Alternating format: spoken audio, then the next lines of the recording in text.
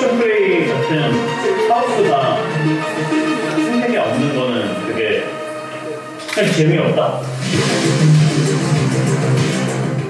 特别人让这个配音的这个是什么？ 국내 최고의 인재들이 모여있는 분야에서 10년 뒤 인류의 삶을 바꿀 만한 회사를 만든다.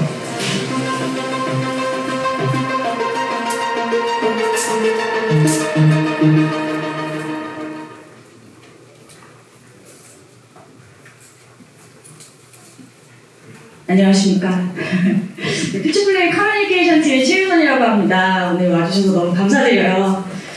네, 일단 저희 앞단 보신 두 개 영상 가운데 첫 번째 영상 같은 경우는 저희가 지난해 연말에 공개한 퓨처플레이 성과 영상 보도 영상이었고요. 지금은 저 영상에 나오는 수치보다 훨씬 더 높은 성과로 좀 진행 중에 있습니다. 오늘 소개해드리는 내용 중에 그 내용도 있을 전망이고요.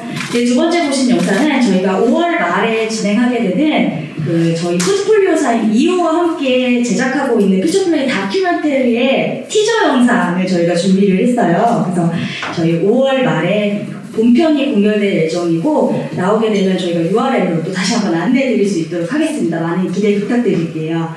그리고 저희가 일단 하나 안내를 드리자면 저희가 비표로 이제 이름표를 하나씩 전달드렸는데 그 이름표가 일단 이 건물 자체가 조금 보안이 철저해서 나가실 때 아까 들어오셨을 때 체크하셨던 이름과 이 이름표를 대조해서 나가셔야 돼요. 그냥 나가실 수가 없어서 나가실 때 이름표는 이제 게이트에서 반납해 주시면 감사하겠습니다. 꼭 지참해 주시고 세장 부탁드릴게요.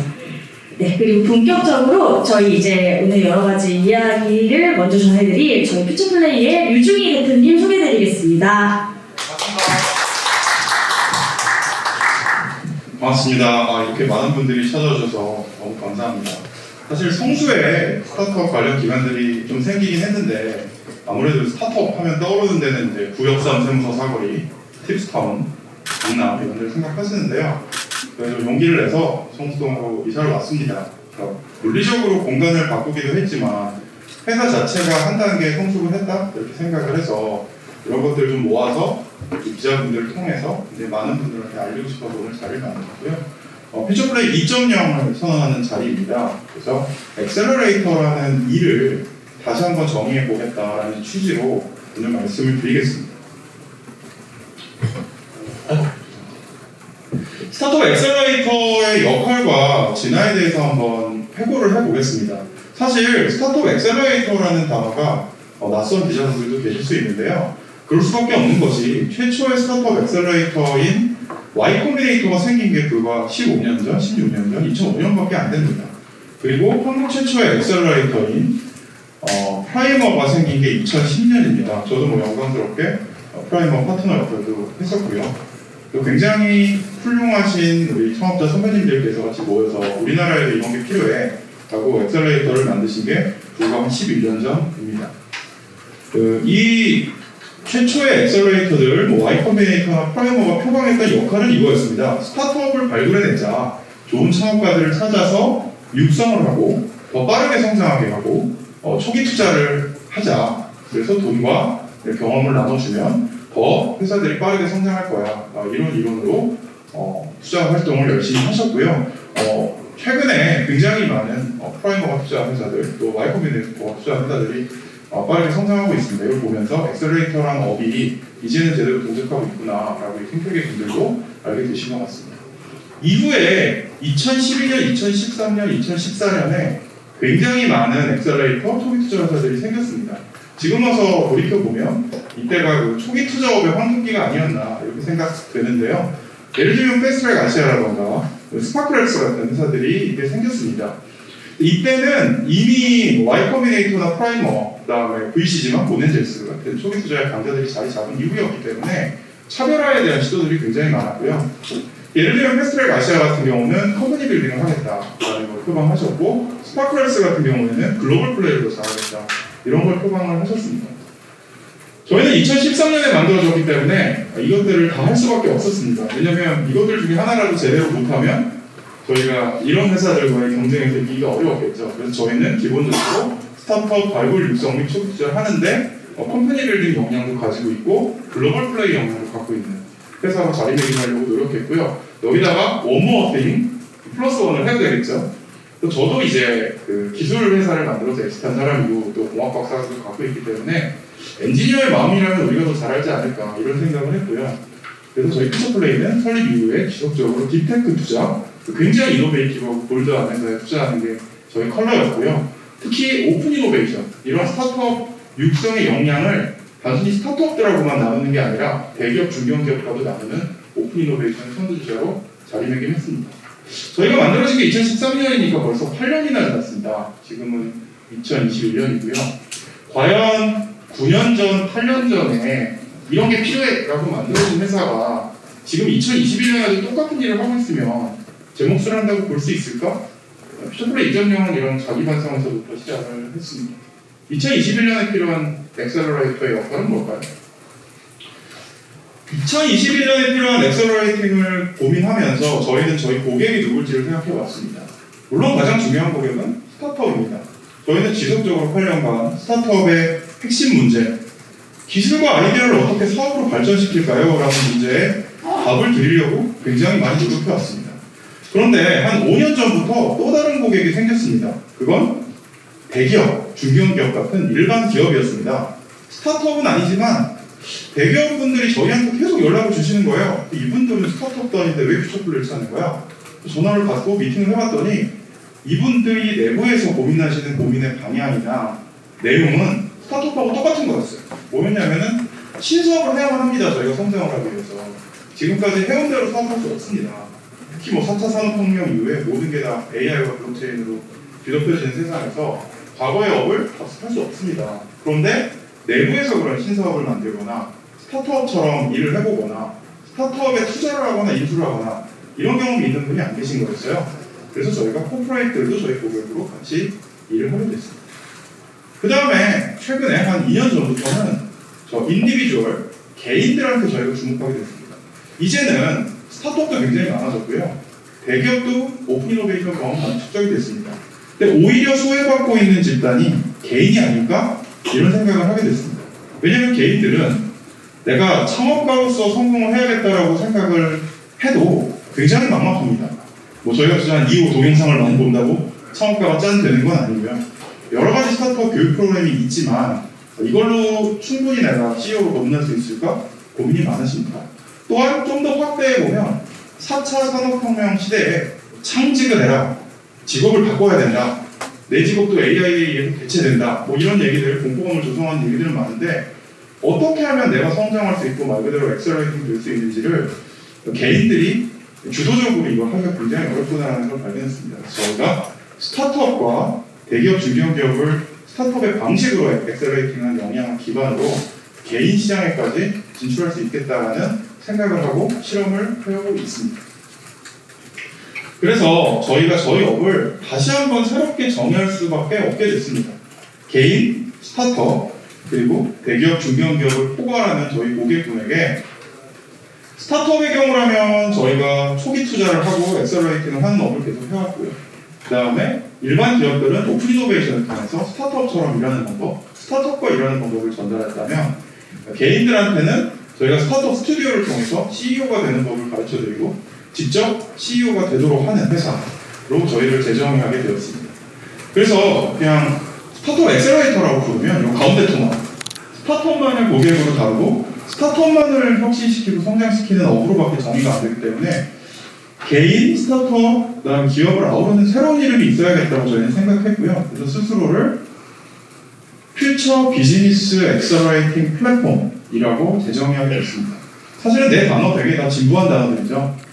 근데 하나하나 단어를 보시면 의미가 있습니다. 저희는 현재 사업을 잘하게 해주는 회사가 아닙니다. 한 10년 정도의 긴 시간대 사이에서 정말 큰 성공을 하게 하려면 어떻게 될까를 고민하는 집단이기 때문에 미래 비즈니스를 더 잘하게 해드리겠습니다 라는 취지로 퓨처라는 말을 했고요. 저희가 사람을 착하게 만들거나 기업을 더 이렇게 현명하게 만들거나 하는 일을 저희가 할 수는 없고요. 하지만 사업을 발굴하고 잘하게 해드릴 수 있다는 취지로 비즈니스라는 단어를 썼고요. 그 다음에 저희가 하는 일의 본질은 시간을 줄이는 거라고 생각합니다. 10년 걸릴 일을 5년 만에 20년 걸릴 일을 10년 만에 할 수 있는 DNA를 심어드리는 게 저희의 역할이라고 생각해서 엑셀러레이팅이라는 단어를 썼습니다. 근데 왜 엑셀러레이터가 아니라 엑셀러레이팅 플랫폼이라고 주장하냐? 좀 뒤에 설명드리겠지만 기존의 엑셀러레이터의 가장 큰 한계는 이 모든 일을 다 사람이 개인기로 했다는 겁니다. 저희가 이 일을 시스템으로, 소프트웨어로, 플랫폼으로, AI로 하려고 합니다.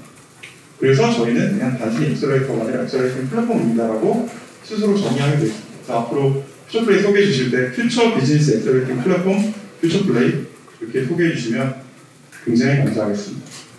그래서 저희는 10년 뒤 미래의 시장을 이해하기 위한 저희 노력을 기반으로 개인, 스타트업, 중견, 대기업의 미래 비즈니스를 가속하는 플랫폼이 되겠습니다.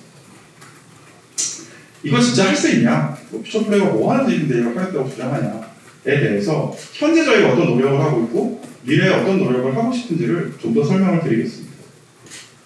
먼저 투자입니다. 기본적으로 저희가 출발한 시작점이 여기이기 때문에 저희는 누구보다도 더 잘 투자하는 회사가 되어야 된다고 생각합니다. 작년까지, 올해 초까지 투자한 성과를 좀 보여드릴 텐데요. 157회사나 되는 회사에 저희가 투자를 했고요. 저희가 점점 이 투자하는 속도의 가속도가 붙고 있습니다. 그래서 작년에 저희가 투자 집행한 건수만 60개 정도 되고요. 그래서 올해에는 더 많은, 또 특히 글로벌한 투자들을 할 수 있지 않을까 생각하고요. 누적 투자 금액만 440억 원입니다. 이런 투자를 하기 위해서 저희가 엑셀러레이터로서는 독보적으로 펀드도 대규모로 운영을 하고 있고요. 현재 4개 펀드를 운영하고 있고 또 2개의 펀드를 더 조성을 하고 있습니다. 그래서 저희의 신념은 엑셀러레이터라고 해서 작은 금액만을 운용하면서 초기 회사에 작은 돈만 투자하면 안 된다는 게 저희 생각이고요. 어떤 스타트업은 창업을 하자마자 굉장히 큰 돈이 필요한 경우도 있고 어떤 경우는 돈보다도 다른 지원이 필요한 경우도 있습니다. 이런 걸 선별적으로 모두 지원할 수 있어야 된다는 게 저희 철학입니다. 이 그림이 저희 회사가 어떤 색깔의 회사인지를 제일 잘 설명해주는 그림이라고 생각합니다. 일반적인 투자 회사들은 뭐 커머스라던가 아니면 뭐 온라인 플랫폼이라든가 이런 좀 소프트한 영역의 투자를 굉장히 많이 하는데요. 저희 퓨처플레이는 현재 한 4분의 1 정도의 비중을 차지하는 저희 투자 섹터가 로보틱스, 드론, 셀프 드라이빙, 물류 이런 쪽입니다. 굉장히 헤비한, 그렇지만 곧 다가올 미래죠. 우리가 하는 일의 많은 부분이 소프트웨어적인 것은 AI가, 하지만 물리적인 것은 로봇이 대체를 하게 될 겁니다. 그런데 선제적으로 이런 로봇 회사, 특히 초기 로봇 회사에 투자하는 투자 회사는 많지 않습니다. 왜냐하면 로봇 회사가 죽음의 협곡을 넘으려면 천문학적인 비용이 들어가고 굉장히 훌륭한 영업 능력이 필요하거든요. 근데 저희는 창업 이후에 굉장히 용기를 가지고 이 섹터에 과감한 투자를 해왔고요. 최근에는 뒤에 설명드리겠지만 굉장히 좋은 사례들이 많이 나오고 있어서 아마 미래의 히든 챔피언 이 영역에서 많이 나올 수 있지 않을까 생각하고 있습니다. 또 하나는 저희 뷰노도 상장했지만 헬스케어인데요. 사실 저희의 헬스케어는 뭐 신약 개발이나 이런 기존의 바이오 회사랑은 좀 다릅니다. 디지털 헬스케어 영역의 회사들을 주로 많이 투자했고요. 이 디지털 헬스케어는 신약이나 이런 바이오 쪽하고 같이 시너지를 일으키면서 인간의 삶을 혁신할 수 있는 새로운 분야라고 저희가 생각해서 초기부터 열심히 투자했고 굉장히 많은 디지털 헬스케어 회사들이 거의 대부분 성장 주관도 선정을 하셨어요. 이게 하나의 어떤 빅트렌드가 돼서 자본시장까지 영향을 주지 않을까라고 저희는 보고 있습니다. 그 다음에 한국이 사스의 무덤이라고 하지만 저희는 계속 사스 소프트웨어 회사에 투자해왔고요. 푸드테크처럼 전통산업을 혁신하는 신기술 쪽으로도 저희가 투자를 많이 했습니다. 사실 오늘 드시고 계신 저 달차에 커피가 안 들어간 저 커피 같은 경우도 저희가 발굴해서 투자한 푸드테크의 사례이고요. 그 다음에 AI, 당연히 이 모든 회사가 다 AI 회사입니다만 저희가 AI로 분류하는 회사는 진짜 코어텍을 갖고 있는 구글이나 페이스북하고 싸워 이길 정도의 AI 기술을 가진 회사 많이 투자했고요. 또 IoT, 또 기타에는 VR이나 핀테크, 에듀테크, 프로테크, 커머스 같은 다양한 회사에 투자를 하고 있습니다. 저희 투자한 사례 중에 자랑스러운 사례들을 좀 말씀드리면요. 올해 초에 드디어 뷰노가 코스닥 상장을 했습니다. 그래서 앞으로 말씀드린 것처럼 이런 헬스케어 업계 혹은 뭐 자율주행 로보틱스 업계 회사들의 IPO는 줄을 이을 거라고 생각하고 있고요. 그 다음에 리모트몬스터 같은 경우에는 카카오 엔터프라이즈에 인수가 됐습니다. 그래서 리모트몬스터가 원래 이런 화상회의를 하는 기반을 이루는 비디오 통신 기술을 가진 회사였는데 최근에 카카오 엔터프라이즈 출시한 그런 영상회의 관련된 그런 제품들은 리모트몬스터 기술에 기반을 하고 있습니다. 그 다음에 저희 모빌리티 쪽 회사들이 굉장히 잘하고 있는데요. 서울로보틱스 같은 경우에는 작년에 3년간 BMW 본사와 라이다 인지 시스템 개발하는 계약을 맺었는데 오늘 이제 속보가 나왔습니다. 일본의 3개의 완성차 회사랑 계약을 하셨습니다. 이런 식으로 뭐 독일이라든가 일본, 뭐 한국도 그렇습니다만 자동차 선진국의 완성차 회사 또 라이다 회사들하고 빠르게 같이 협업을 하고 계시고요. 오늘 대표님이 인터뷰하신 걸 보면 기업 가치를 한 4천억 정도 추산을 하고 계신다고 합니다. 그리고 라이다 하드웨어를 만드는 서울로보틱스 같은 경우에는 이 SK텔레콤과 함께 단일광자 라이다라는 굉장히 신기술 기반의 라이다를 또 공동 개발하고 계십니다. 이런 식으로 저희가 투자한 회사들이 견조하게 성장하고 있다는 말씀을 드리고 싶고요.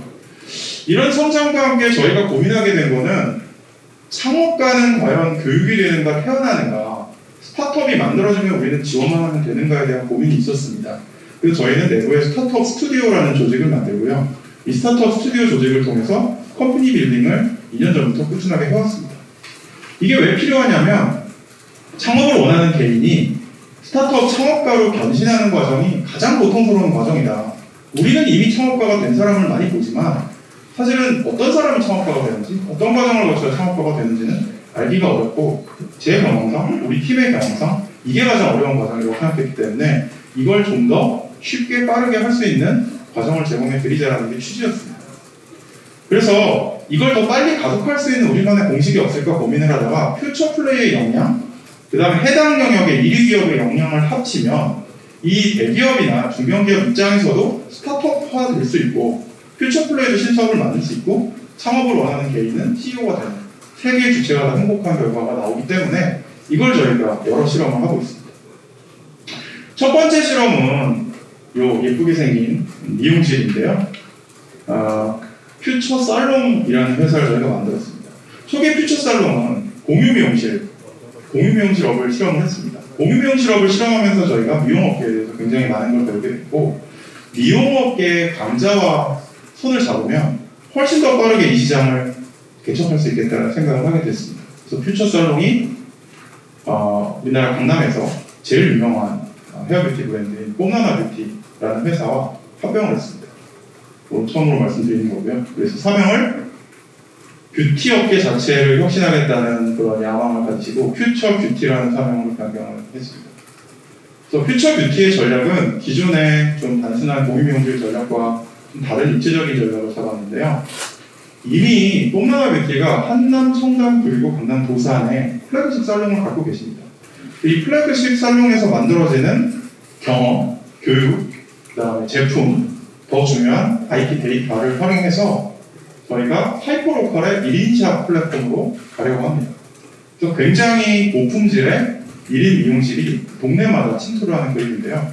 생각해보면 스타벅스 같은 브랜드가 있어서 동네마다 스타벅스가 있고 높은 질의 커피를 맛볼 수 있는데 헤어샵 같은 경우에는 그 정도의 브랜드가 있는가? 1인샵 창업을 지원해주는 플랫폼이 있는가? 그래서 저희는 전통의 오프라인 뷰티 강자인 꼼나나 뷰티랑 손을 잡고 퓨처플레이 장기, 빅데이터 AI를 섞어서 현장에 가보면 뷰티 업계에 제대로 된 ERP 시스템이 없어요. 저희 손님에 대한 정보를 넣고 시술 정보를 넣고 관리하고 하는 툴이 아예 존재하지 않습니다. 이거를 스마트폰 기반으로 혁신적으로 잘 만들고 AI가 상권 분석을 해서 어느 지점을 만들고 어떻게 고객 응대를 하면 더 1인샵의 매상이 올라가는지를 가이드하는 이런 시스템을 만들려고 하고 있습니다. 이 맛있어 보이는 치킨을 만드는 회사는 어딜까요? 네, 여기는 저희의 또 다른 자회사인 퓨처 키친입니다. 퓨처 키친은 저희가 푸드 업계를 혁신해 보겠다는 생각으로 만든 회사고요. 사실은 푸드 업계는 굉장히 많이 파편화되어 있고 프랜차이즈라는 시스템 때문에 더 이상 발전을 못하고 있습니다. 이번에 해시드, 스톤브리지 벤처스, 농심에서 시리즈 A 투자를 유치를 했고요. 퓨처 키친은 현재 농심 엔지니어링 및 글로벌 슈퍼와 협업으로 로봇 주방을 만들고 있습니다. 그래서 공유 주방도 굉장히 많이 나와 있고 굉장히 다양한 푸드테크 시도들이 있습니다만 저희는 그 주방 자체를 자동화하는 것이 굉장히 이 푸드 업계를 빠르게 혁신할 수 있는 방법이라고 생각했고요. 그래서 퓨처플레이의 강점을 갖고 있는 로봇 기술을 기반으로 로봇 주방을 농심 엔지니어링, 농심 등의 기존 강자랑 손을 잡고 만들어 나가고 있습니다. 이 해맑게 웃고 계신 두 분 창업자가 만든 회사를 또 소개 안 할 수가 없는데요. 여기는 EDW라는 회사입니다. EDW는 저희가 좀 새로운 실험을 했습니다. 아예 처음부터 기획 단계에서부터 대격과 협업을 해보자. 그래서 퓨처플레이와 LG전자가 공동으로 컴퍼니 빌딩한 회사입니다. 그래서 왼쪽에 계신 분 이승민 대표님은 퓨처플레이어셨고요. 오른쪽에 계신 김은진 이사님은 LG전자 직원이셨어요. 두 분이 이 프로젝트를 통해서 만나서 협심을 하셔서 창업을 하신 겁니다. 그래서 양사 직원들이 코파운더로 참여해서 퓨처플레이 엑셀러레이팅으로 빠르게 성장하고 계십니다. 이런 저희 세 가지 개인을 창업가로 만들고 다른 기업과 협업해서 컴퍼니 빌딩하는 사례는 몇 가지가 더 내부적으로 준비되어 있고요. 저희가 또 이런 새로운 회사가 나올 때마다 기자님들께 정보를 또 드리도록 하겠습니다. 그 다음에 저희가 농심 같은 경우는 저희가 푸드테크를 혁신하는 스타트업을 찾는 이런 테크 플러스를 저희가 3년째 하고 있고요. 만도 같은 경우는 또 미래 모빌리티를 혁신하는 회사를 또 공동으로 찾는 과정을 3년째 하고 있습니다. 그래서 대기업이 스타트업에 대한 관심이 굉장히 커졌는데요. 스타트업을 직접 찾고 투자하는 일이 쉬운 일만은 아닙니다. 그래서 스타트업 업계에서 그래도 전문적으로 스타트업을 찾고 투자하는 퓨처플레이가 같이 좀 힘을 모아들여서 더 많은 회사에 투자할 수 있는 오픈 이노베이션 사업을 하고 있고요. 저희가 테크플러스라는 브랜드로 이 과정을 이제 칭하고 있습니다. 감사하게도 저희랑 이런 모든 대기업이 테크플러스라는 브랜드를 흔쾌히 써주시고 계십니다. 그래서 말씀드린 것처럼 만도는 모빌리티, 농심 푸드테크는 벌써 이 공동 엑셀러레이팅 프로그램 테크플러스를 3년째 하고 계시고요. 대기업이 스타트업을 그냥 단순히 용역회사로 생각하지 않고 이렇게 긴 기간 동안 같이 협업한 사례는 제가 알고 있기로 저희가 처음입니다. 앞으로 이런 장기적인 스타트업과 대기업의 협업이 더 늘어나지 않을까 생각하고 있고요. 그동안 저희는 아모레퍼시픽, 교보생명, 이지스 자산운용, LG전자 등의 다양한 오픈 이노베이션 파트너와 일을 했고 지금도 굉장히 많은 오픈 이노베이션 파트너들을 만나고 또 새로운 사업들을 만들어내고 있습니다. 이런 일을 하기 위해서 저희의 자본을 늘리는 것도 굉장히 중요합니다. 그래서 이번에 저희가 시리즈 B 투자를 클로징을 했습니다. 그래서 새로운 파트너십을 맺는 저희가 한 번도 그냥 증자를 하기 위해서 자본금을 늘리기 위해서 투자를 받아본 적은 없습니다. 저희는 전략적인 파트너가 될 만한 분들한테만 투자를 받는 걸로 유명한 회사이고요. 이번에도 그런 전략적인 핏이 굉장히 잘 맞는 LG 상사, DB금융투자, 프로핏 자산운용, 데이터 솔루션, 그리고 해시드에서 투자에 참여해 주셨습니다. 그래서 저희가 해외 진출을 굉장히 다양하게 추진을 해왔고 이미 저희가 투자한 회사의 한 20% 정도는 글로벌한 기업들인데요. 팬퍼시픽 전략이라는 걸 저희가 가지고 있습니다. 저희 지도를 보시면은 실리콘밸리, 뉴욕 이런 데서 이노베이션이 생기고 쭉 한 바퀴를 돌아서 서울이나 도쿄에서 그런 기술이 꽃을 피고 그런 기술들을 빠르게 가져와서 성장을 시키는 곳은 사실 요즘은 동남아시아입니다. 베트남이나 인도네시아에서 꽃을 피죠. 그래서 실리콘밸리에서 자카르타까지 이 팬퍼시픽 림을 잘 돌리는, 거기서 좋은 이노베이션을 찾는 게 저희 회사의 전략이고요. 이걸 하기 위해서 지금까지 8년간 실리콘밸리 그리고 미국 스타트업 투자를 해왔고요. 일본, 베트남, 인도네시아로 본격 확장을 하고 있고, 일본 시장 같은 경우는 상당히 폐쇄적이기 때문에 한국 투자자가 들어간다고 좋은 투자하는 게 굉장히 어렵구나라는 것을 8년을 쓰면서 저희가 배웠습니다. 그래서 작년에 저희의 일본인 친구들이 만든 퍼시픽 베이스 캐피탈이라는 일본 벤처 캐피탈에 저희가 출자를 해서 LP로 출자한 게 아니라 법인 설립할 때 주주로서 GP로서 저희가 참여를 한 겁니다. 그래서 저희 협력회사를 일본에 설립을 하였습니다. 이 팬퍼시픽 웨이의 종착점이자 가장 큰 시장인 인도네시아는 저희가 좀 더 공들여서 진출하려고 하고 있습니다. 인도네시아 최고의 과학기술대학 카이스트 같은 거라고 보면 됩니다. 카이스트나 포스텍 같은 그런 학교가 이테베라는 반동공대라는 곳이 있습니다. 여기랑 저희가 업무협약, 아까 말한 엑셀러레이팅하는 업무협약을 체결할 예정이고요. 저희 회사의 진승훈 리드께서 바로 내일 인도네시아 자카르타로 출국을 하십니다. 굉장히 엄혹한 시국이지만 2달 비자를 어렵게 받으셨습니다. 그래서 현지에 가셔서 굉장히 다양한 스타트업을 만나고 딜소싱하고 또 저희가 투자를 진행할 계획이고요. 인도네시아 시장을 주로 타겟하는 시드, 시리즈 A 영역의 스타트업을 좀 더 열심히 발굴하고 투자할 계획입니다. 사스, 갑자기 왜 사스냐 이렇게 말씀을 드릴 텐데, 아까 제가 플랫폼 설명하면서 말씀드린 것처럼 인도네시아 반동공대랑 협약을 맺었다고 퓨처플레이 50명이 짐을 싸서 반동으로 갈 수는 없습니다. 이 문제를 어떻게 해결할 것인가? 그래서 저희가 이런 생각을 했습니다. 소프트웨어에서 서비스가 있다면 엑셀러레이팅에서 서비스는 못 만들까? 엑셀러레이팅을 사스처럼 소프트웨어로 만들어서 전 세계 누구라도 접근할 수 있으면, 사실 굉장히 큰 문제 중에 하나가 지방 창업가는 엑셀러레이팅 갖기 힘들어요. 좋은 엑셀러레이터가 다 서울에 있어요. 이런 얘기를 많이 듣는데, 지방에 있건 해외에 있건 전 세계 어디에 있건 엑셀러레이팅을 받을 수 있지 않을까. 그래서 아스라는 이름, 엑셀러레이팅에서 서비스라는 이름의 개념을 가지고 저희가 작년부터 고민을 해왔고요. 저희가 브랜드를 만들었습니다. 저희가 퓨처플레이스라는 이름의 이 툴을 만들었고요. futureplace.ai라는 도메인에 들어가시면 이 퓨처플레이스를 지금 만들고 있는 흔적을 보실 수 있습니다. 아직은 만들고 있고요. 퓨처플레이의 8년의 노하우를 담은 엑셀러레이팅 소프트웨어 플랫폼을 개발 중입니다. 올해 하반기, 좀 이른 하반기에 저희 첫 번째 런칭을 하려고 하고 있고요. 내부에서 열심히 기획하고, 특히 내부에 저희가 투자한 회사들 중심으로 저희가 테스트를 하고 있습니다. 그래서 어떻게 보면 최초로 엑셀러레이팅을 사스 형태로 제공하는 회사가 되겠다는 게 저희 퓨처플레이 2.0의 핵심이고요. 이 futureplace.ai가 온라인에 있는 퓨처플레이라고 하면, 지금 계신 이곳은 futureplace.서울이라고 명명을 했습니다. 일종의 멀티버스죠. 그래서 물리적으로 이 서울 공간에 접근하실 수 있는 분은 futureplace.서울에 오셔서 엑셀러레이팅 되면 되고요. 아니면 여기 오기 싫다, 여기 오기 너무 먼데? 이런 분들은 futureplace.ai를 가셔서 엑셀러레이팅 되시면 되고, 저희가 열심히 자카르타에서 활동하다가 자카르타의 물리적 공간을 만들어야겠어 그러면 그 공간은 futureplace.자카르타가 되겠죠. futureplace.자카르타, futureplace.실리콘밸리 이런 것들이 빠르게 만들어지기를 기원합니다. 코로나가 빨리 끝나서. 그래서 이 futureplace.서울 공간은요, 퓨처플레이, 그 다음에 아까 말씀드린 컴퍼니 빌딩한 여러 관계자들, 그 다음에 저희한테 투자를 해주시거나 LP로 참여하시는 파트너자들, 저희 포트폴리오 스타트업들이 언제든 방문하셔서 같이 저희랑 토론하고 뭔가를 만들어내는 공간으로 만들었습니다. 여기 보시면 이 타운홀을 굉장히 크게 만들었고, 뒤에 회의실까지 오픈을 해서 최대 200명까지 들어올 수 있는 공간을 만들었는데, 그 이유는 이 언택트 상황에서 50명 내외의 인원이 모여서 빠르게 토론을 하고 이걸 다시 유튜브로 중계하는 이런 액티비티가 되게 커질 거로 보고 있습니다. 그걸 위해서 강당을 빌린다던가 대관을 한다던가 장비 설치를 한다던가 이런 어려움을 다 줄이고, 그냥 저희 퓨처플레이에 전화 한 통만 하시면, 슬랙 하나만 보내시면 바로 사용하실 수 있게 이런 공간을 설계하고 만들었습니다. 퓨처플레이 로고인데요.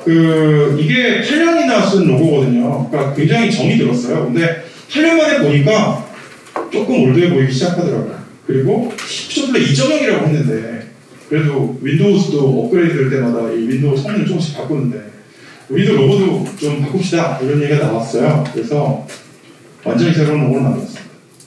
저희의 뉴 비주얼 아이덴티티를 공개하겠습니다.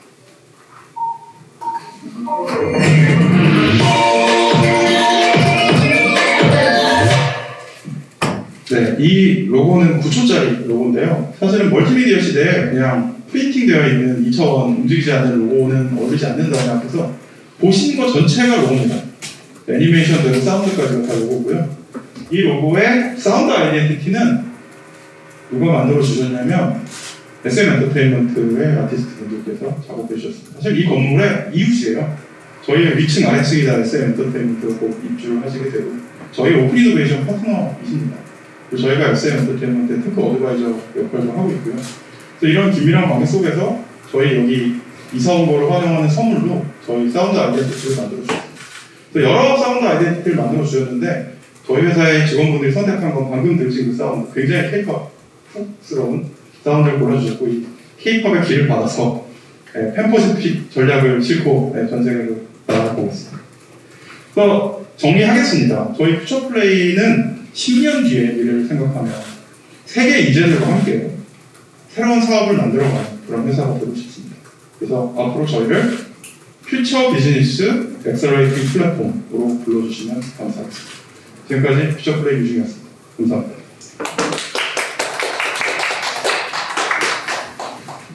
그 회사가 성장을 하고 뭐 2.0 선언을 하고 또 좋은데 회사가 성장한다는 건 뭘까를 생각해 보면 제가 지금까지 경험하기로는 사람들이 성장하고 정말 좋은 분들이 합류를 해서 회사의 문화가 바뀌고 회사의 사람들이 생각하는 방향이 바뀌는 거라고 생각합니다. 그래서 그 큰 역할을 맡아주실 석정훈 파트너님을 저희가 모시겠습니다.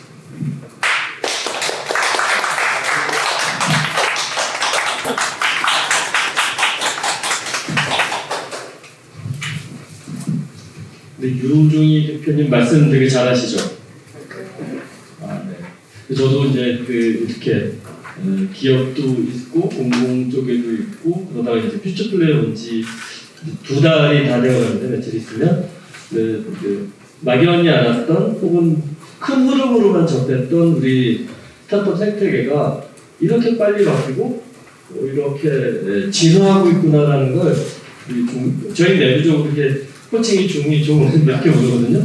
중이와 이야기를 많이 하면서 이렇게 새삼 깨닫고 있거든요. 오늘 정리가 참 잘 되어 있는 것 같아요. 많이 도와주셔서 그렇습니다. 편하게 질문 주시면 저희가 열심히 답변 드리겠습니다. 네? 회원분들 주변적으로 기다려 합니다. 말씀하신 거 너무 잘 봤고요.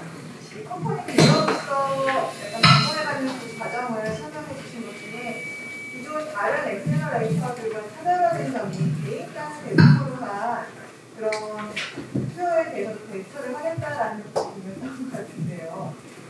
이게 요즘 기존에 있었던 어떤 구글에서의 어떤 상업과 교육 같은 이런 스포츠에서의 교육 같은 그런 형태가 될 것인지 그 개인 고객들을 대상으로 한 컴퍼니 빌더로서 역할이 어떻게 진행될 건지 좀 궁금합니다. 네, 굉장히 좋은 질문 주셨고요. 저희가 컴퍼니 빌딩을 하면서 사실은 이 세 개 회사가 다 CEO가 되신 분들이 기존에 경영 경험이 아예 없으시거나 경영 경험이 있으시더라도 스타트업 경영 경험이 없는 분들이 되게 많으세요. 근데 우리가 창업 교육을 하는 시스템은 굉장히 많이 존재하잖아요. 근데 이제 저희가 이런 비유를 많이 합니다. 수영을 책으로 배울 수는 없다. 그래서 기존의 창업 교육이 뭔가 이론적인 창업을 하려면 뭐 MVP라는 게 있고 뭐 스타트업이라는 게 있고 이런 이론 교육이었다면 저희가 컴퍼니 빌딩을 하면서 저희가 찾은 거는 실전적으로 직접 일을 하게 하고 사업을 설계하게 하고 제품을 설계하게 하고 사람을 직접 채용을 해보고 하는 과정을 거쳐야만 창업과 교육이 되겠다는 생각을 하고 있어요. 그래서 실제로 회사를 만드는 걸 지원을 드리던 아니면 실제로 회사를 만드는 과정을 그대로 따라가게 만들던 굉장히 실전적인 일단 수영을 배우려면 물에 먼저 첨벙 들어가야 되는 것처럼 그런 과정을 저희가 좀 고민하면서 설계하고 있습니다.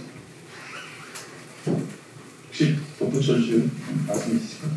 네, 사실은 이제 이 개념이 좀 생소하실 수 있을 텐데요. 좀 확장해서 보면 지금 이제 그 개발자들을 비롯해서 상당히 많은 영역에서 사람들을 필요로 합니다. 그런데 또 막상 젊은 층들 또 이미 기존 직장 직업에서 어느 정도 경력을 쌓으신 분들조차도 새로운 일을 하고 싶은데 막상 어떻게 해야 되는지 모르는 분들도 많이 있고요. 저희가 볼 때 새로운 그러니까 뉴 노멀이라고 볼 수 있는 일들이 직업의 세계에서도 일어나고 있다고 보고요. 이 분야의 사람들이 잘 옮겨갈 수 있도록 하는 것이 좀 더 큰 개념입니다. 그 첫 시작점들은 창업, 그다음에 창업과 아주 가까이 있는 그런 그 경험들을 갖게 하고 그래서 실제로 그런 스타트업 영역에 쉽게 그 일을 시작하고 잘 운영할 수 있는 그런 사람들을 만들어내는 것, 그게 저희가 생각하고 있는 휴먼 엑셀러레이팅의 가장 그 중요한 부분입니다.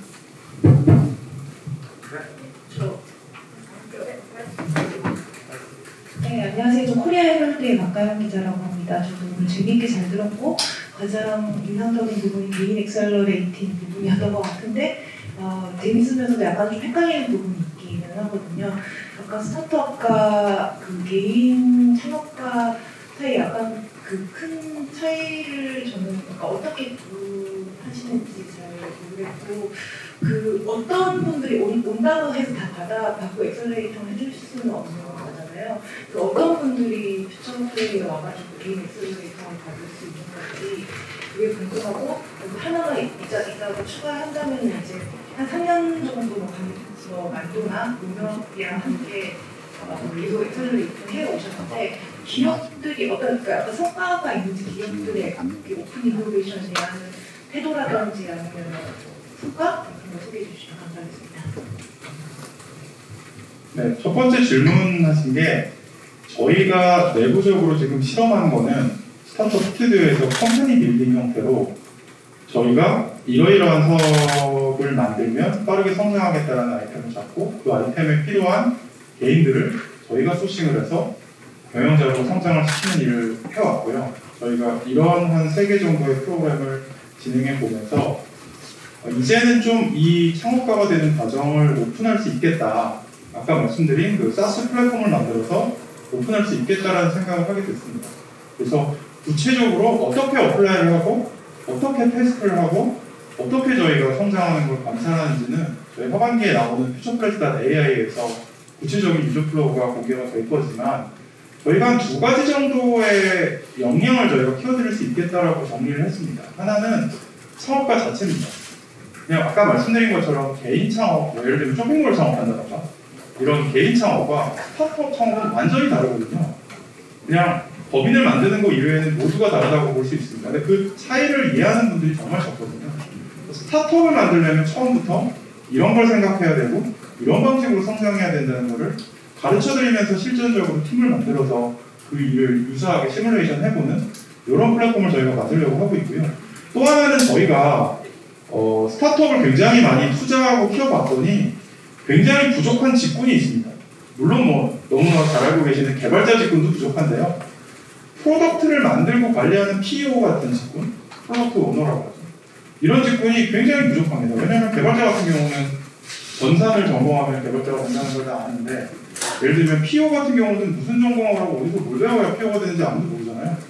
또 이런 신직군들, 대학에서 배운 거로는 도저히 채워지지 않고 그 경험을 쌓아야만 될 수 있는데 그럼 처음으로 그 직군에 입문하는 사람들은 굉장히 힘든 이런 직군들이 있고 실제로 저희가 투자한 150개 넘는 회사들은 그런 직군들 하이어링하는 걸 너무 어려워하셨어요.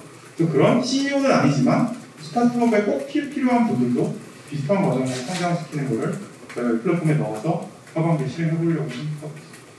추가적으로 네, 지금 뭐 다 말씀을 주셨고요. 그러니까 PO라는 직군과 마찬가지로 저희가 지금 아직은 검토 중이어서 지금 말씀드릴 수는 없지만 현재 굉장히 시장에서 니즈가 많고 수요가 많고 우리가 투자한 기업들이나 다른 기업들이 많이 찾고 있는데 그런 인력들은 공급이 안 되거나 공급이 되더라도 사실은 이제 우리가 개발자들도 지금 개발자 구하기 힘들다고 하지만 컴퓨터공학과 졸업하고 석사학위 있다고 해서 지금 기업들이 그 사람들 들어서 바로 현업 바로 들어가는 게 아니라 짧게는 6개월, 길게는 1년 가까이 내부적으로 프로젝트를 계속 시험해보고 그 프로젝트를 실질하면서 어느 정도 역량이 쌓여야 되거든요.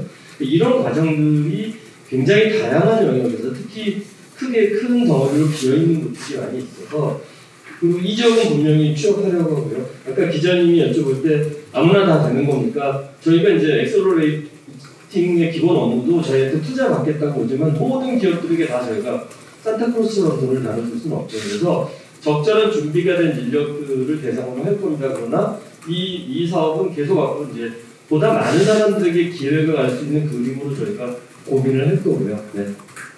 네, 그리고 두 번째 질문 주신 오픈 이노베이션은 저희도 좀 놀라고 있는 게 3년 정도를 저희가 팀으로 같이 이걸 하다 보니까 문화가 바뀌셨어요. 저는 그게 제일 큰 것 같아요. 그러니까 농심이나 만도가 같이 공동 투자하는 회사가 굉장히 빠르게 성장하고 있는 것은 너무 당연한 사실이고 뭐 푸드테크를 지금 선도하는 기업들 중에 뭐 바로 저 뒤에 설치되어 있는 스냅퍼 같은 경우도 저희랑 농심이랑 공동 투자해서 빠르게 성장하고 있는 케이스고 만도랑 같이 투자한 뭐 SOS랩이라든가 뭐 빅스텐싱이라든가 이런 회사도 굉장히 빨리 성장하고 있는 것은 너무 당연한 팩트인데 그거보다 더 강조해서 말씀드리고 싶은 거는 농심이나 만도나 되게 전통산업의 강자잖아요.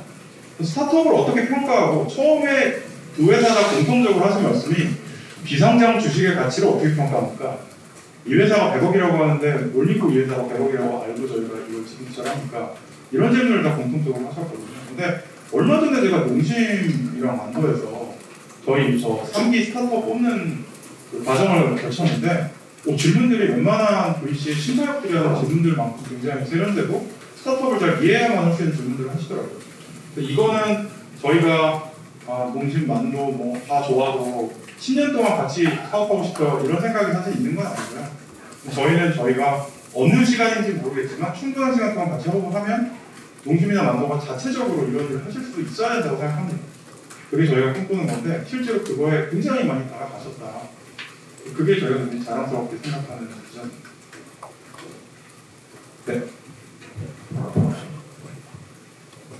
네, 저 지디넷코리아 최다래 기자입니다. 저 석종훈 파트너님께 질문이 있는데 전 대통령 비서실 중소벤처 비서관으로 일하신 경력도 있으시고 그래서 공공 분야에서 익혀오신 노하우를 어떻게 스타트업 생태계에서 발휘하실 것인지 궁금합니다. 공공 분야하고 민간 분야는 굉장히 성격이 다르더라고요. 공공 분야에서 본 것은 우리나라 스타트업들이 전체적으로 잘 성장하기 위해서 공공 영역에서 민간의 의견, 민간의 니즈를 어떻게 잘 반영하느냐에 좀 들어왔다면요. 민간에서 공공의 경험을 살린다기보다 굉장히 빠르게 바뀌고 있고 오늘 기자분들께서도 엑셀러레이터 그러면 평소에 생각하셨던 것과 오늘 이 행사 뒤에는 다른 생각을 가지시게 됐을 거예요. 그리고 저는 내부적으로 우리 퓨처플레이 내부 직원들이랑 매일 토의하고 고민하고 또 시장 조사 결과를 가지고 상의하고 그러면서 세상이 많이 달라졌다는 걸 이렇게 느끼고 있거든요. 그래서 그런 쪽에서 더 제가 할 일의 방향을 찾고 있습니다. 그래서 이 공공 쪽에서의 경험은 좀 큰 그림을 보고 우리 생태계가 어떻게 가야 되는지를 봐왔다면 민간에서는 공공은 아무래도 여러 가지를 배려하고 또 이제 그 정책의 큰 그림을 그려야 되기 때문에 좀 신중해야 된다면 이쪽 그 민간 쪽에서는 빨리 결정하고 빨리 시도해보고 그 방향에 좀 우리가 수정할 게 있으면 빨리 고치고 이런 게 민간의 특성이거든요. 지금은 여기에 빨리 적응하려고 노력하고 있습니다.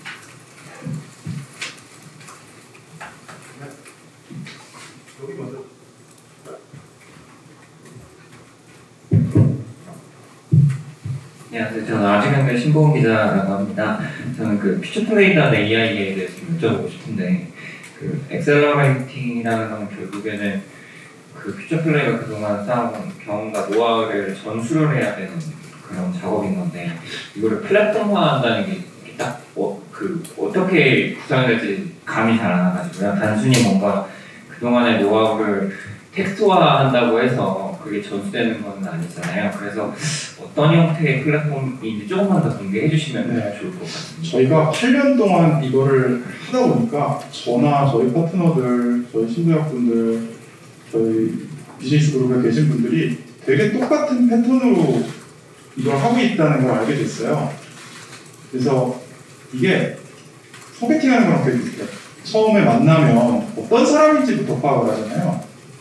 저는 굉장히 잘못된 스타트업 업계의 신화 중에 하나가 모든 스타트업은 똑같은 성장 방식이 있다는 거라고 생각해요. 뭐 예를 들면 우리가 되게 많이 얘기하는 MVP를 먼저 만들고 린 스타트업 방식을 쓰고 이런 얘기를 하잖아요.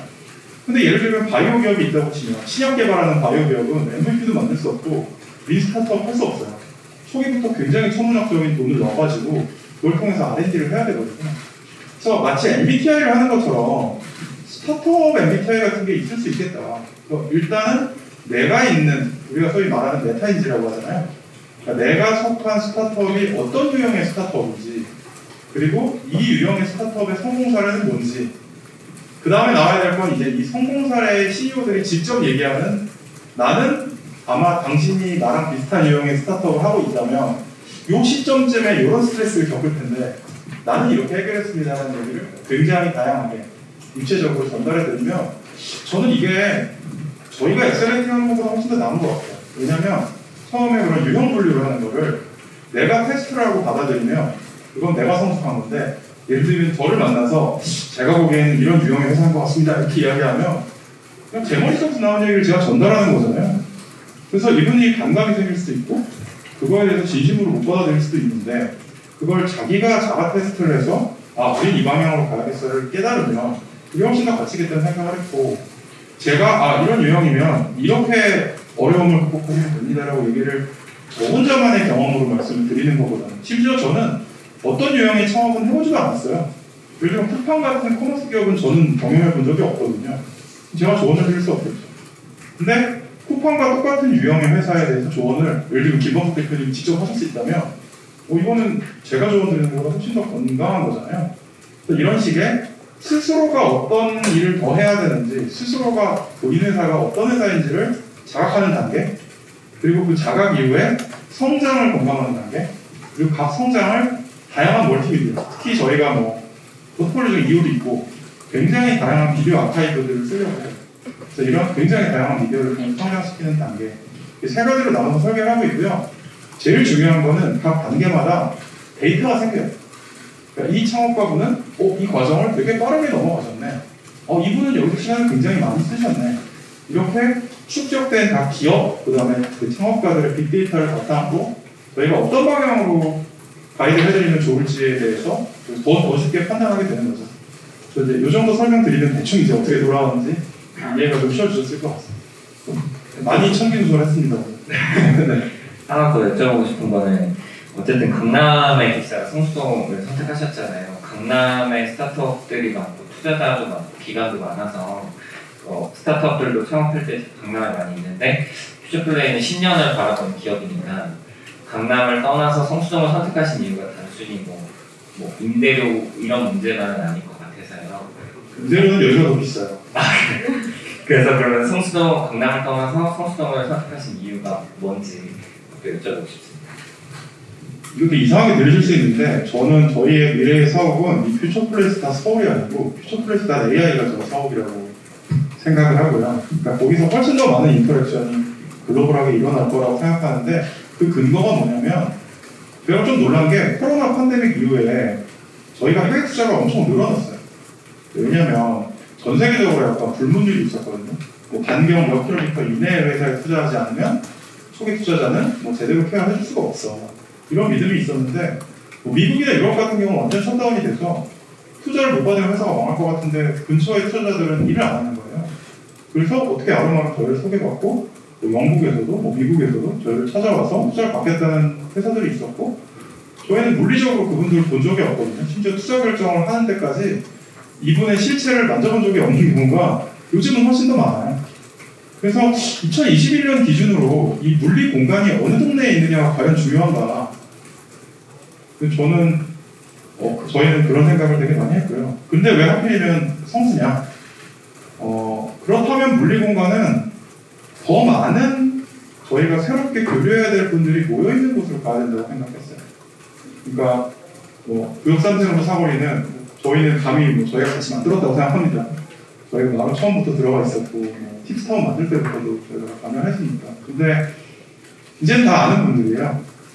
근데 저희가 좀 더 다가가고 손을 잡아야 될 분들이 여기 있어요. 뭐 예를 들면 SM 엔터테인먼트. 그 다음에 이 성수동의 전통적인 이 장인들, 이런 전통 산업을 하시는 분들. 그 다음에 여기는 또 문화의 중심지로 굉장히 업라이징하고 있죠. 진짜 카페들도 굉장히 많이 생기고 있고, 평일 저녁에 거의 뒷골목에 가보면 정말 많은 젠지들이 막 많이 돌아다니고 있거든요. 우리의 미래 고객이죠. 그래서 이런 자극을 저희가 실시간으로 받을 수 있는 공간으로 옮겨오는 게 훨씬 더 저희가 새로운 사고라는 데 도움이 되겠다 생각했습니다.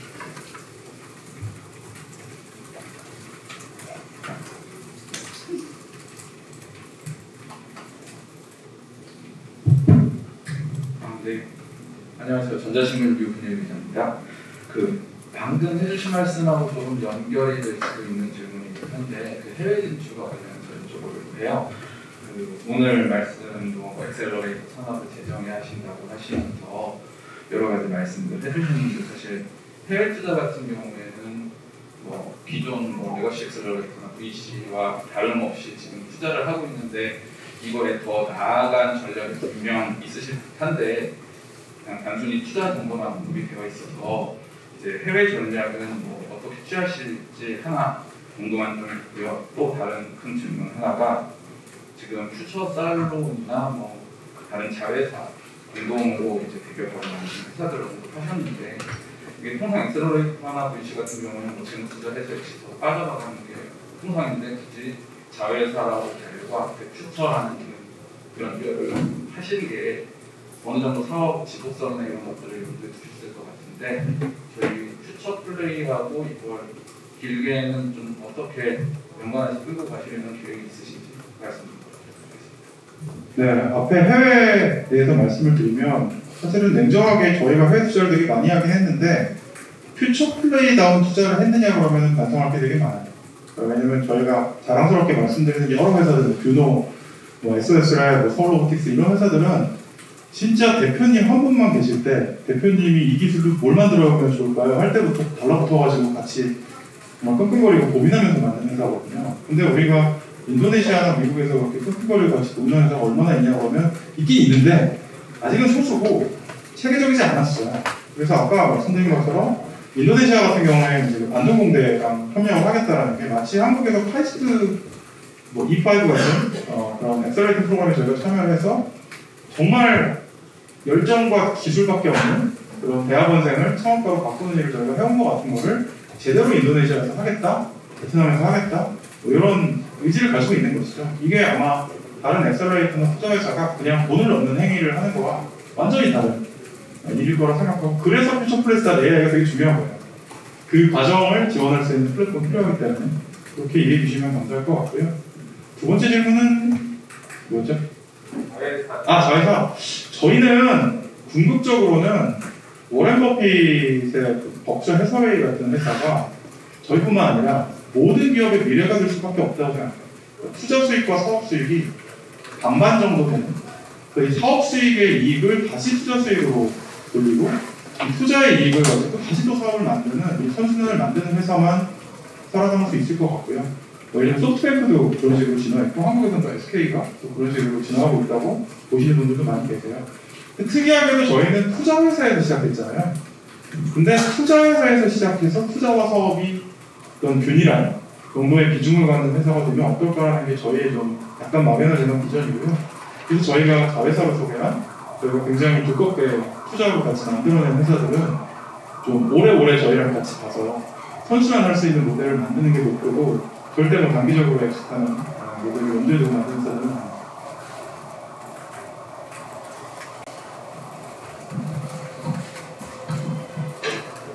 네, 마지막 질문으로 하고 진행 부탁드립니다. 네, 뉴스원의 이범 기자입니다. 이제 플랫폼 관련해서 많이 말씀하셨는데, 근데 요즘에 다들 플랫폼을 얘기를 하잖아요. 근데 스타트업이라는 게 결국에 네트워킹이 중요한 거고, 또 사람을 만나고 소개받고 이런 과정들이 굉장히 중요해서 이게 공간을 중심으로 스타트업들이 모여드는 이라고 보거든요. 근데 온라인 플랫폼 중심으로 봤을 때 이런 게 가능할지 초기 투자 단계여서 이렇게 그런 MBTI 같은 것들이 적용이 되는 건지 그런 부분들에 대해서 추가 설명 부탁드립니다. 사실은 뭐 코로나 전에 스타트업 업계 파티도 되게 많았고 어울릴 수 있는 일들이 되게 많았는데 항상 그런 데 가보면 이렇게 뻘쭘하게 있는 분들이 계세요. 그러니까 말씀하신 것처럼 스타트업이 정보를 교환하려면 이런 행사에 참여해야 되고 오셨는데 근데 나는 아는 사람도 없고 어떻게 말을 해야 될지도 모르겠다는 초보 창업가들은 항상 있었거든요. 그래서 저희는 시작을 굉장히 초기 창업가 나 혼자 있는데 뭐 해야 될지 모르겠어요. 뭐 팀을 어떻게 만드는지 잘 모르겠어요. 이런 분들을 저희가 타겟으로 인턴하려고 하고 있고요. 그렇기 때문에 오히려 이런 분들이 어느 정도 스스로의 기업을 정리하고 이용하고 팀원을 모았을 때 그때는 저희가 적극적으로 오프라인 밍글링을 시도하려고 하고 있어요. 지금은 아직은 팬데믹이 끝나지 않았기 때문에 어렵지만 저희는 뭐 희망적으로 끝날 거라고 생각하고 있고 그래서 이 공간을 그런 용도로 생각하고 있는 거죠. 그래서 퓨처플레이스.ai로 처음에 입문을 하더라도 퓨처플레이스 서울에서 사람들을 만나고 교류하고 또 저희를 직접 보고 같이 논의할 수 있는 이어다리기를 잘 설계하면 말씀하신 문제가 해결될 수 있지 않을까라고 생각합니다. 추가로 혹시 SM이랑은 어떤 오픈 이노베이션 진행하는지 소개 부탁드립니다. SM이 어떤 기술적인 의사결정을 할 때 내부 인원만으로 좋은 의사결정하기가 어려우실 수 있어서 저희가 해커 어드바이저 역할을 하고 있습니다. 그래서 어떤 신기술을 도입하거나 신사업을 하실 때 저희 자문을 받으시는 그런 관계에 있고요. 저희가 지금은 좀 공개하기가 이른 한 2개 정도의 프로젝트를 진행을 하고 있는데 그거는 구체화되면 그렇게 되겠습니다. 신나게 지내고 있습니다. 또 저희 펀드의 LP이시기도 합니다.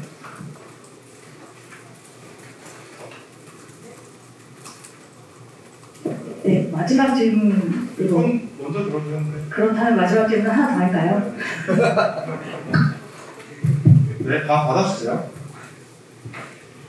네, 아시아경제 김윤 기자입니다. 오늘 이제 사실 말씀하시는 건 퓨처플레이의 좀 기전을 확인하는 자리였다고 보여지는데요. 그러면 대표님께서는 이 향후 5년 또 10년 후에 엑셀러레이터 업계의 미래를 또 어떻게 전망하시는지가 첫 번째로 궁금하고요. 두 번째로는 아까 말씀하셨던 이 죽음의 계곡에서 많은 사스 기업이 사실 무너졌다고 해도 말이 아닌데 이를 극복하고 좀 꾸준히 스케일업을 좀 추진하시는 퓨처플레이라는 어떤 전략이 있으시다면 함께 소개 좀 부탁드리겠습니다. 사실은 뭐 5년, 10년 뒤를 안다고 하면은 이거는 팩트가 아닌 것 같고 노력을 하는 것 뿐인데 저는 이 굉장히 큰 좀 혁신의 파도를 느끼고 있어요. 다른 분들도 다 마찬가지일 것 같아요. 왜냐면 진짜 10년 뒤를 상상했을 때 저희 퓨처 키친 같은 경우는 무인 주방은 아니잖아요. 이런 대화 속에서 나온 회사거든요. 10년 뒤에 음식은 누가 요리하고 있을까? 근데 제가 물어본 모든 사람이 사람은 아닐 것 같다고 얘기했거든요. 로봇일 것 같다. 그 로봇이 어떻게 생겼는지 모르겠지만 그래서 우리가 다 알고 있는 거죠. 10년 정도의 스케일로 생각을 해보면 우리가 지금 하고 있는 직업이나 우리가 처한 이 사회의 그림이나 이런 모습들이 굉장히 혁신적으로 바뀔 거다라는 생각들을 하고 계신 것 같아요. 저희 내부에 이제 전략팀에서 되게 많이 고민하시는 건데 그렇다면 퓨처플레이는 선도적으로 10년 뒤가 어떻게 될 것인가에 대한 그림을 먼저 그리고 용기 있게 그 10년 뒤에 그 자리에 설 수 있는 회사를 투자하거나 만들어내는 게 저희 사명이라고 생각하고요. 그걸 계속 앞으로 10년이건 20년이건 저희는 반복해야 된다고 생각하는데 과거 10년 전이면 이런 사업하기가 힘들었을 거예요. 왜냐하면 그 10년의 변화의 양이 되게 작으니까.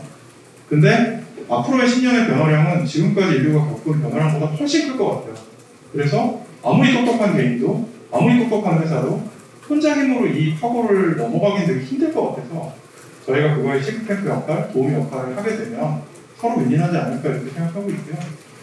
그 사스는 뭐 되게 어려운데 전략이 있냐고 하시는데 저희는 창업 이래로 사실 별로 전략이 없는 회사 아주 열심히 헝그리하게 그냥 될 때까지 하는 회사였기 때문에 될 때까지 해보려고 하고요. 근데 다만 이제 아까도 말씀드렸지만 저희가 이미 투자한 회사가 굉장히 많고 그 다음에 저희의 물려 부드리는 회사들이 많기 때문에 일단 저희랑 같이 일을 하고 싶어하는 개인, 스타트업, 대기업, 중견기업만 초기 고객으로 잡고 이분들을 만족시킬 수만 있다면 빠르게 성장할 수 있지 않을까 이렇게 생각하고 있습니다. 혹시 추가해 주실 만한 게 있을까요?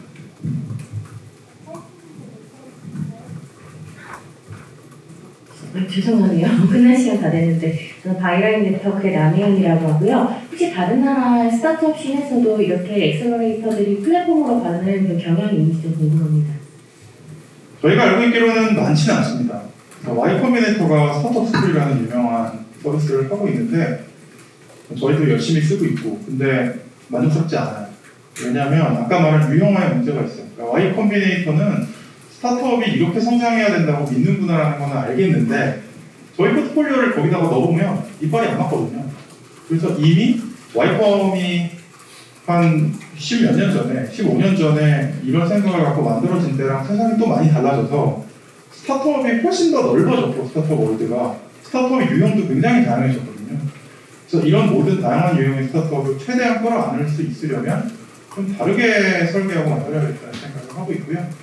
Y 컴비네이터 외에는 그렇게 이런 많은 사람들이 접근해서 쓸 수 있는 플랫폼을 잘 만든 사례는 저희가 알고 있기는 합니다.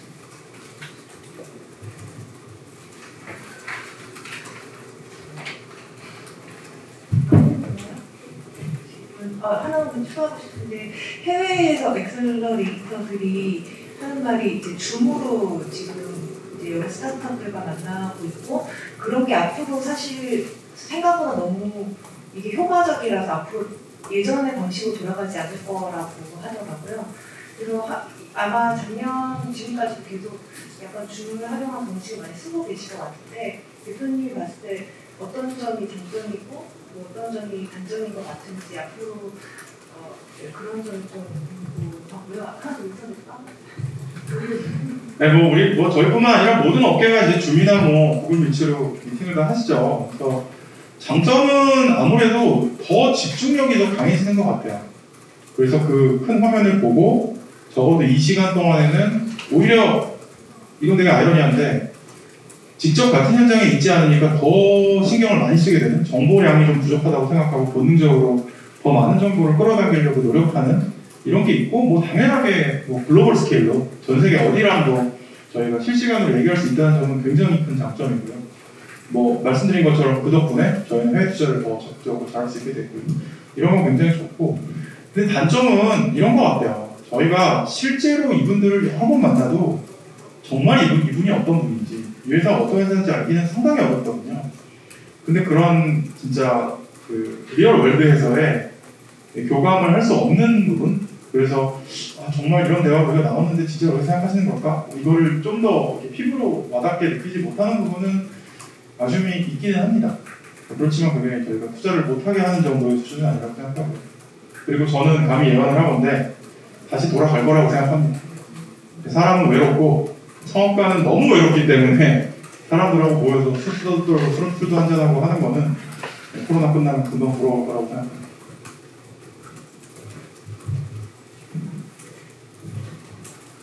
더 질문이 없으시면 여기서 마무리를 하도록 하겠습니다. 대주희 대표님, 석동부터는 한 번씩 인사 마지막으로 해주시면 감사하겠습니다. 네, 제가 먼저 말씀을 드리면 기자 여러분들께서도 많이 보고 계시지만 아까 나온 질문 중에 하나가 해외 엑셀러레이터가 이런 사례가 있느냐. 사실 여태까지 지금까지는 우리가 많은 부분들이 실리콘밸리는 어땠어? 중간촌엔 이런 거 있어였지만 이제는 어쩌면 실리콘밸리나 중간촌에 있지 않았지만 이제 한국에서 그걸 먼저 시작할 수 있을 정도로 우리 스타트업 생태계는 굉장히 많이 발전해 가고 있고요.